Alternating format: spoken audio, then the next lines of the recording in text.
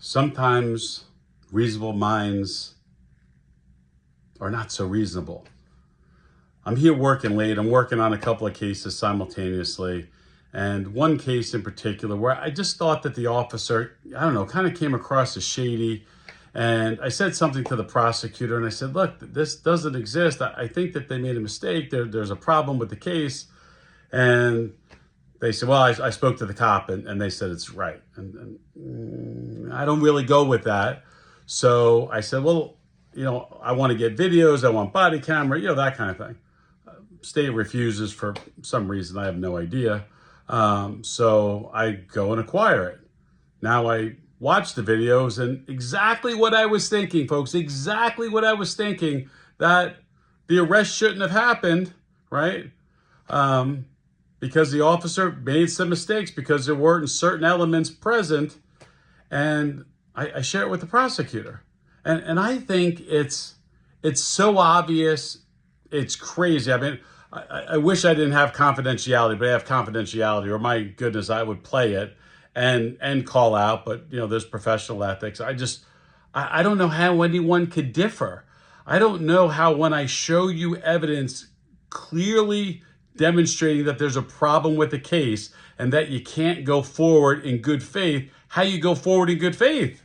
And the prosecutor's like, yeah, here's your plea, take it or leave it. A good thing it's not my decision, because I may act with emotion, but my job is to share, right, the offer with the clients and they make the decision. But I already kind of know what's going to happen. These clients either don't have the money or are not willing to spend the money. And it puts me in a conundrum because I have a really strong sense of right and wrong. And I believe that I'm right, and I believe that the officer and the state are wrong. Did I say that right? I'm right, they're wrong. Yeah, you got it, right? And I'm very confident, not 100%, but pretty high, probably 90 percentile, that if I filed a motion to dismiss, that the case would go away. But how much of a fight do I take on? And I'll give you an example. If someone hires you to paint one room in their house, and you're working on that, and they go, hey, could you paint 2 and 3 and 4 and 5, and also the bathrooms and the kitchen and the dining? Do you charge more for that? Well, right, Captain Obvious says you do, right? But so I gave this client a very, very reasonable fee, like really just like bottom number fee. And now I even took some money out of my own pocket to acquire the videos, to kind of just do a little due diligence, because I felt like I was dealing with like a shady officer. But now what happens? They don't have the money, or they don't want to spend the money. And if I take this on, we're talking hours and hours and weeks worth of work.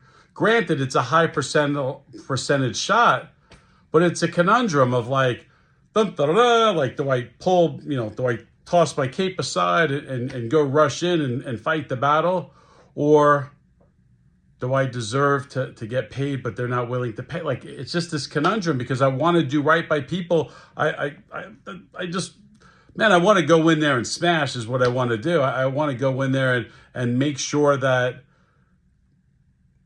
I win, and then have that look. So the prosecutor goes, okay, like if Foley says it, like he's just going to file it and do it. But I get so many of these that like I can't take on every case. Like, I'm here, it's 9:00 at night. My wife already says like, oh, you don't charge enough. Like, oh, yeah, trying to do right by people. But how far do you go? How far do you go? Do you paint a whole house, interior, exterior, for $150, or do you charge more? Or if they go, hey, you just can't do it, well, that's up to them. What's the solution? What's the solution? I don't know. I can't believe that after showing this clear cut, I mean, the evidence doesn't get any better, and the prosecutor goes, nah, final offer, this is it, or go to trial. And I'm like, or go to trial. Like, please don't give me ultimatums, because I really have, that's my one sin. Like, I really am a competitive guy, and I really want to smash and crush and embarrass I want to do it so much that you go home and you talk to your loved ones and you don't even want to be an attorney anymore because you got so embarrassed in the courtroom. And I pray to God that He gives me, because I'm a dum-dum, like I pray to God that He gives me the strength and the power and the wisdom and the ability to articulate the argument properly to a judge, so that it's just like I don't know, just picture like a melting, like Wicked Witch of the, that was the West, the East, I don't know, Wizard of Oz. Anyway, I'm stuck in a dilemma. I don't know what to do. I'll give it to him. I just gave it to you. What's your opinion? I mean, of course, everyone wants the attorney to do it for free, right? But how many cases can you do? Like, I'm telling you guys, I'm doing like 10 of these a year. That it's like blowing me out of the water, where I'm so fatigued that I can't even function because I'm doing so much extra work. Anyway, I'm just sharing my story. Baha. Why am I even wasting energy? See ya.